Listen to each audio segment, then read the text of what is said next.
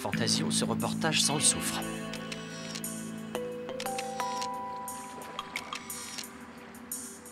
Un simple brise-glace sous haute protection, il doit être en quarantaine. Et les tenues des gardes signifient que ce n'est pas un simple rhume.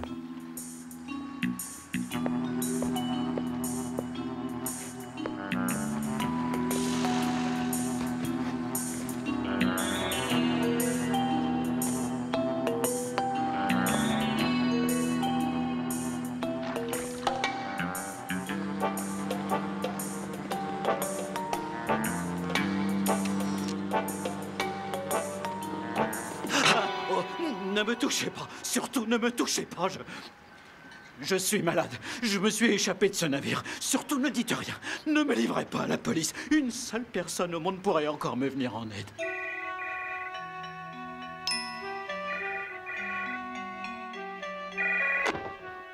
Allô, oui? Oh, c'est toi, Fantasio. Mais quelle heure est-il? Spirou, il faut que tu viennes me rejoindre tout de suite. Question de vie ou de mort. Oui, non, un malade à transporter, il demande à être emmené d'urgence chez notre vieil ami, le comte de Champignac. Mais tu dors ou quoi? En tout cas, j'ai essayé, oui. Conduis-le en taxi. En taxi? Pas question, le gars est tout vert. Oui, tout vert. T'imagines? Alors fais vite, il n'a vraiment pas l'air frais du tout. Allez, debout, Pip. Figure-toi que Fantasio s'est encore une fois débrouillé pour nous attirer tous les ennuis de la Terre. Ah, là-bas, quelqu'un a l'air de nous épier. Mais taisez-vous un peu, vous allez ameuter tout le quartier en criant si fort. Ils sont partout, ils veulent me faire disparaître pour étouffer l'affaire. Mais calmez-vous, il n'y a personne. Et d'abord, c'est qui il? Ensuite, j'aimerais savoir de quelle affaire vous parlez. La base d'où je me suis échappé, au pôle Sud, les virus, enfin tout, quoi. Ah, cela dépasse un petit journaliste comme vous. Si je suis toujours vivant, c'est qu'on souhaitait plutôt me voir terrassé naturellement par une maladie inconnue. Maintenant que je me suis échappé, je suis en sursis parce qu'ils vont vouloir me liquider pour éviter le scandale. Je ne comprends rien, essayez d'être plus précis. Si vous m'emmenez chez le comte de Champignac, je vous révélerai tout ce que je sais. Eh bien, préparez votre salive. Voilà Spirou. Montez vite. La voiture de ces messieurs est avancée.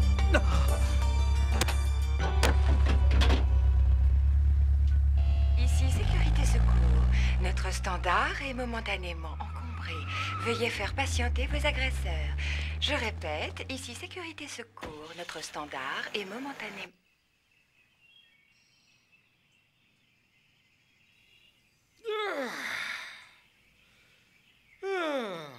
Ah, quelle belle journée! C'est le moment de goûter cet extrait de champignon.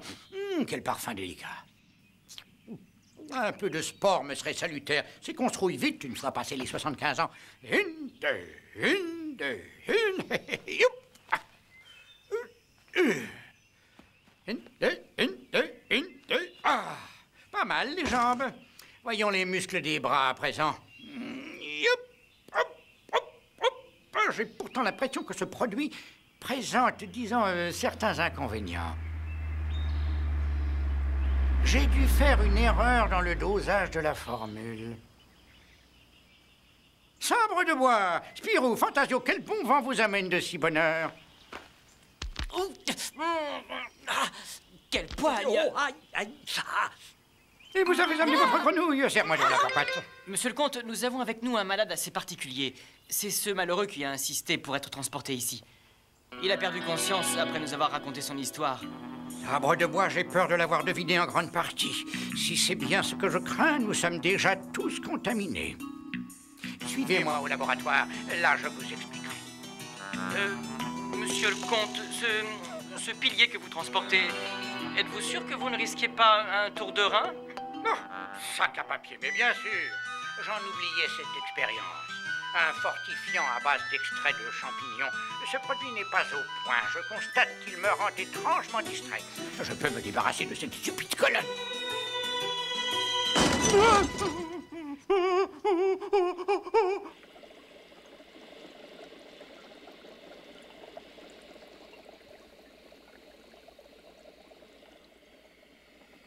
Monsieur le comte, votre diagnostic?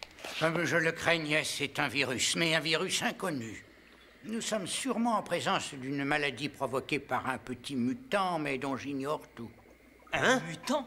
Ce gars a tout l'air d'un martien, non? Mutant, du latin mutare. En bon français, cela signifie qui se transforme. Certains micro-organismes se modifient si rapidement que les remèdes capables de les combattre deviennent vite inefficaces. Ce malheureux n'a donc plus aucun espoir. Il ne pourra jamais se rétablir? Sûrement pas sans un miracle. Je vous l'ai dit, j'ai vite compris ce qui lui était arrivé. Cet homme travaillait dans une base expérimentale au pôle Sud. Elle s'appelle Isola Red. Mais qu'y a-t-il dans cette base? On y a rassemblé pour les étudier tous les microbes de la Terre, soit 25 000 flacons remplis de concentrés de maladies. Ceux qui ont imaginé ce projet ont cru que le froid et l'isolement supprimeraient les risques d'accident. Je l'ai visité voici quelques mois. J'ai protesté violemment. J'ai essayé par tous les moyens de prévenir les risques qu'elle pouvait présenter. Le reste n'est pas difficile à imaginer. L'irréparable s'est produit. Quelque part dans la base, un flacon a dû se briser et une affreuse maladie s'est propagée. Une lente agonie a commencé pour tous les malheureux qui travaillaient là. L'homme qui est ici s'est souvenu de mon nom et il a réussi à s'enfuir. C'est exactement ce qu'il nous a raconté. Mais alors... Oh, mais alors, nous aussi, nous serions... Je vous l'ai dit, nous sommes nous aussi déjà contaminés par le virus, hélas. Sa figure, regardez, elle a encore changé de couleur. Monsieur le comte, nous ne pouvons rester là sans rien tenter. Il faut arriver à sauver ces malades. Ouais, et peut-être que nous aussi, par la même occasion. Il reste une chance minuscule, un autre extrait de champignon. Je ne l'ai jamais testé, il n'offre aucune certitude de guérison. Je l'ai appelé Antivirax. C'est un produit assez instable.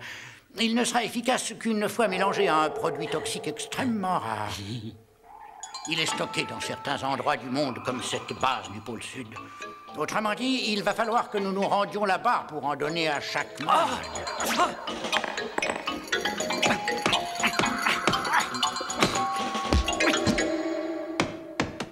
Monsieur le comte, Fantasio et moi n'avons plus une seule seconde à perdre. Si j'ai bien compris, la contagion risque de nous rendre bientôt tous aussi fous que ce pauvre malheureux qui est là.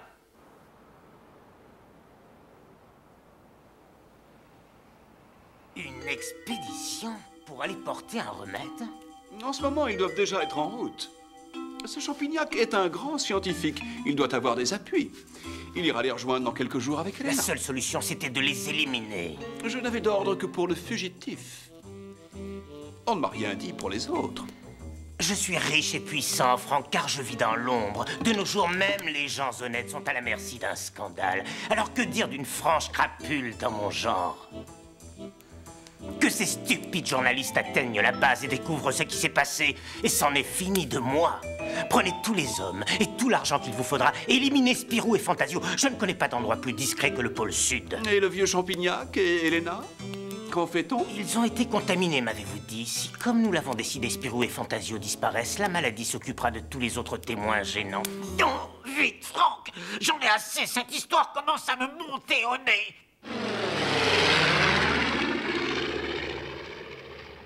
Allô, allô? Isola Red? Y a-t-il quelqu'un à l'écoute? Isola Red, répondez! Répondez! Pas la moindre réponse. J'espère qu'il reste encore des gens à sauver. Allez vous préparer, il est temps. Dès que nous serons à la verticale de la base, je vous enverrai le signal pour sauter. Bien, Skip, il est temps d'aller faire un tour dehors. Bon, dans cette trousse, le plan des installations, des seringues, le remède de Champignac, une description de ce fameux produit toxique auquel il faudra le mélanger. Il s'appelle le sulfuro... Non, zut, j'y arriverai jamais. Peu importe, souvenons-nous qu'il est vert, fluorescent et qu'une étiquette rappelle sa toxicité. Le comte de Champignac nous a indiqué son emplacement exact sur le plan. Prêt, Fantasio? Prêt, disons autant que possible. Dans ce cas, à nous de jouer.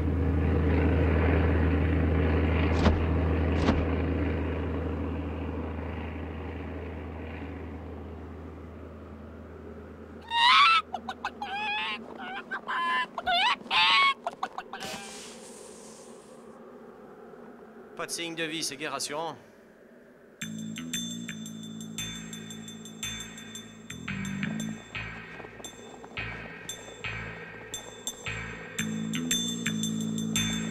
Je sais que nous en sommes encore assez loin, mais on dirait qu'il y a une entrée. En route!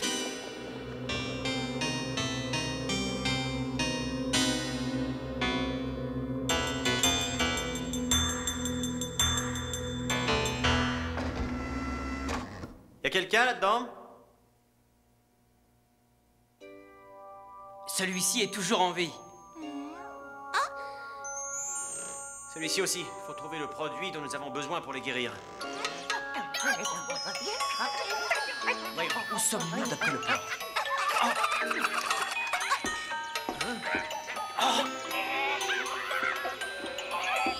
La salle de radiocommunication. Et voilà l'opérateur, évanoui comme tous les autres. Les petits rongeurs sont des animaux de laboratoire. Quelqu'un les aura libérés pour leur permettre de trouver seuls leur nourriture. Le complément de notre remède n'est pas dans cette pièce. Inutile de nous y attarder. Nous allons improviser une infirmerie et faire une injection à tous les malades. Je m'en charge. Quant à toi, tâche de trouver le second produit. Au travail. Oh, j'ai la tête lourde. Il faut dire que l'air de cette station n'est vraiment pas très frais. Ou alors ce serait... Oui, les premiers signes de la maladie. Moi aussi, je me sens bizarre. À coup sûr, nous sommes contaminés. Raison de plus pour nous hâter. Chut.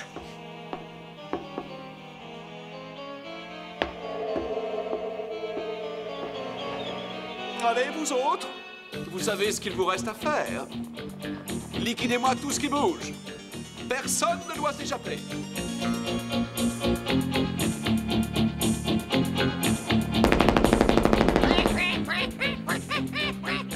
Tu es stupide, ce n'est qu'un manchot. Oh.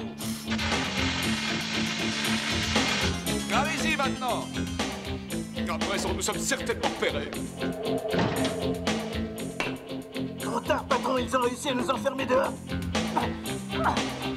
C'est toi qu'on devrait enfermer, idiot. Faites ce que je dis. Mais grand temps de faire un peu de nettoyage dans le secteur. Nous y voilà. Salle de stockage. Danger. Derrière cette porte se trouve le produit dont nous avons besoin pour...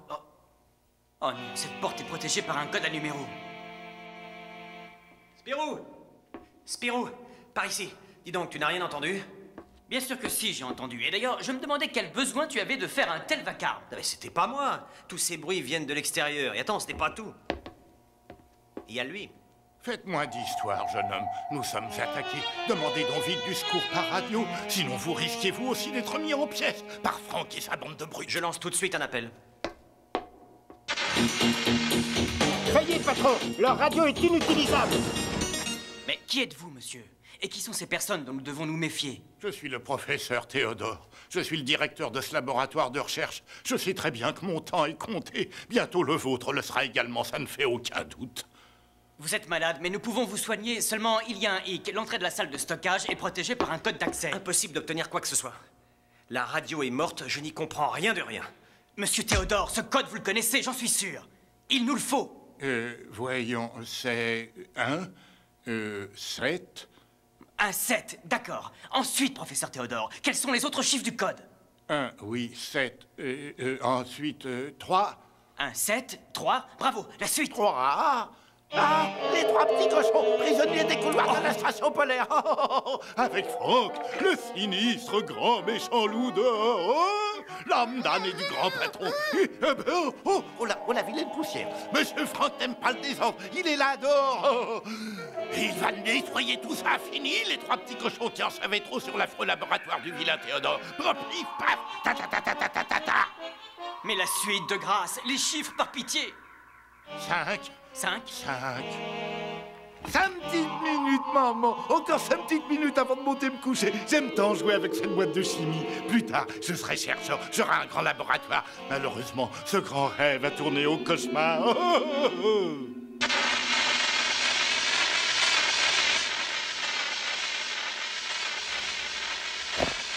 La maladie, les migraines, les étourdissements, les couleurs sur la peau, le délire, la folie, et enfin la paralysie. Nous sommes fichus. 1, 7, 3, 5. Ah oui, c'est bien ça, hein, professeur? 9, comme les jolis petits cochons de l'histoire. 9, 9, 9, 9, 9, 9, 9, 9, 9, 9, 9, 9, 9, 9, 9. 1, 7, 3, 5 et 9. Vous en êtes certain? Et 0, 0 comme ce qui restera de nous quand Franck aura forcé le passage. Turlututu, allez au diable, allez, laissez-moi tranquille. Vous m'écœurez avec votre héroïsme. Pouet, pouet, pouet, coin, coin. Tant pis, il n'y a que ça à tenter. Pouet, pouet, pouet, coin, coin.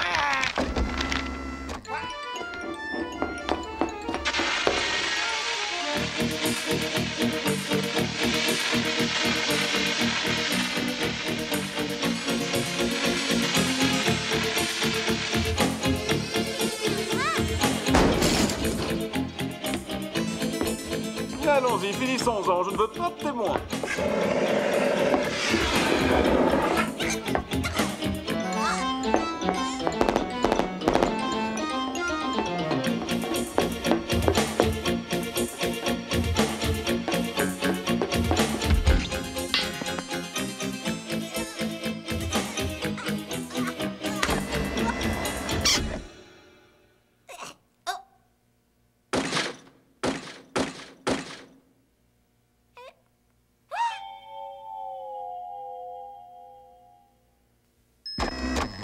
Ça y est, la porte est ouverte. Le professeur Théodore avait gardé assez de raisons pour... Oh! Des milliers de flacons. Comment trouver celui dont nous avons besoin pour préparer le remède? Dans ses instructions, le comte de Champignac me l'avait bien décrit pourtant. Voyons. Un liquide vert, sans doute contenu dans un flacon scellé.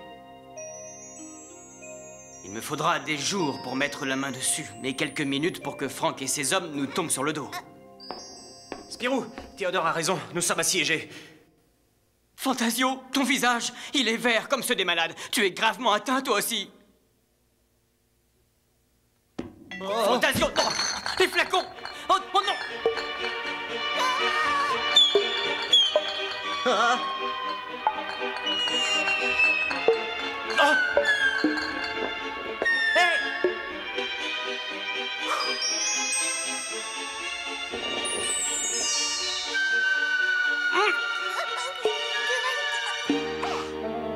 Bravo, Spip. Bien joué. Ton geste héroïque nous a peut-être évité la scarlatine. Fantasio, regarde. Bah oui, j'ai vu ce qui est arrivé. Spip a rattrapé le flacon. Je ne suis pas aveugle. Mais non, idiot. Ce flacon, regarde-le. C'est celui que nous cherchons. Grâce à Spip, il nous reste une chance de réussir.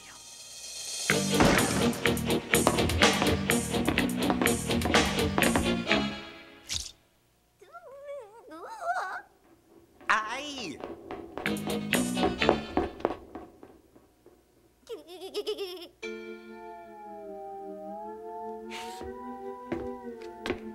Ah, oh, ah. Une salle secrète. Mais pourquoi? Des armes? Des armes biologiques? Des fusils à seringues? Hein? Des ampoules de liquide? Et quant à ça, on dirait des comptes rendus d'expérience. Cette station n'est pas seulement un lieu de recherche pacifique. Ah, je vois. Ces fléchettes hypodermiques sont imbibées d'un produit qui provoque des démangeaisons insupportables. La personne infectée finit dans un fou rire incontrôlable à cause de ces horribles chatouillements. C'est ça, les affaires. Oh! De l'argent pour un laboratoire, et puis le laboratoire qui gagne de l'argent en fabriquant des armes biologiques. Une affaire sale, en somme, qui va se terminer salement par de sales coups de revolver. Oh, je hais la saleté, la poussière me donne de l'eczéma. Votre eczéma ne sera rien à côté de ce qui vous attend si je vous envoie un projectile sortant de ceci. Je ne connais aucune combinaison qui soit capable de vous protéger des effets à retardement d'une seringue biologique. Allons, monsieur Spirou, n'inversez pas les rôles. C'est moi le méchant et vous le héros. Vous voulez vraiment répandre une nouvelle maladie inconnue? Une seule ne suffit-elle pas? Adieu, pauvre naïf. Votre aventure se termine là, loin de tout, sans tambour ni trompette. Non, il est vide. C'est tout à fait inutile. Qu'est-ce que vous racontez? Mon pistolet est chargé. Je parlais de l'extincteur. Je sais qu'il est vide, puisque je m'en suis servi tout à l'heure. Oh, mais vous êtes Le chasseur! Et vous, le grand méchant loup venu manger les petits cochons. Désolé pour les tambours, navré pour les trompettes. Je n'ai que mon corps de chasse. Taillot, taillot, taillot! Ouette, ouette, ouette, ouette.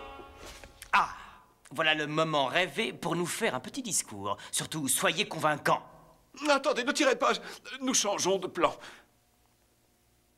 Oh, je dois être atteint. Ils m'ont retiré mon masque. Ces deux journalistes ont de quoi nous guérir. Nous devons les aider. Occupons-nous vite des autres. C'est un ordre. Déposez vos armes. Et tant que vous y êtes, enlevez-moi donc ces masques, qu'on voit vos bobines. Bah, de toute façon, pour ce qu'il filtrait, de vrais masques de carnaval. Voilà qui est parfait. Ne perdons pas une seconde. Des tas de vies sont encore à sauver. Et c'est à cet instant précis que j'ai lancé à Spirou un regard complice et cette magnifique conclusion. Mon vieux frère, toi et moi, ensemble, nous avons réussi cette dangereuse mission. Prodigieux, que dis-je, passionnant. Je reconnais que même la 10e fois, j'en suis encore à frémir à ce récit. Et vous, Spirou, qu'en dites-vous? C'est votre remède le seul prodige. Sans lui, nous aurions été incapables de venir en aide à ces malheureux qui se mouraient des suites de cette terrible contamination. Êtes-vous au courant si le directeur de la station a retrouvé la raison? Il nous a bien aidés? Hélas, il faudra encore quelque temps pour que le professeur Théodore retrouve toute sa tête. L'enquête a pu établir que les truands faisaient pression sur sa famille et la justice l'a donc blanchi. Quant à votre protégé, le marin recueilli dans le port, il est complètement tiré d'affaire. Tenez, regardez ça, justement. Nous parlerons de l'arrestation de truands responsables d'un bien étrange trafic au sein d'une base sur le continent antarctique, ainsi que du courage de jeunes confrères journalistes ayant permis leur capture. Et c'est à cet instant précis que j'ai lancé aux assaillants « Jetez vos armes, gredins ! Si vous croyez que ça va se passer comme ça... » Moi, vivant, vous ne toucherez pas un seul cheveu de mon seul ami. Est-ce bien clair? Bon, la télé, vous savez ce que c'est, hein, ils ont toujours tendance à exagérer. Je suis fier d'avoir pu contribuer à résoudre une affaire qui aurait eu des conséquences et d'horribles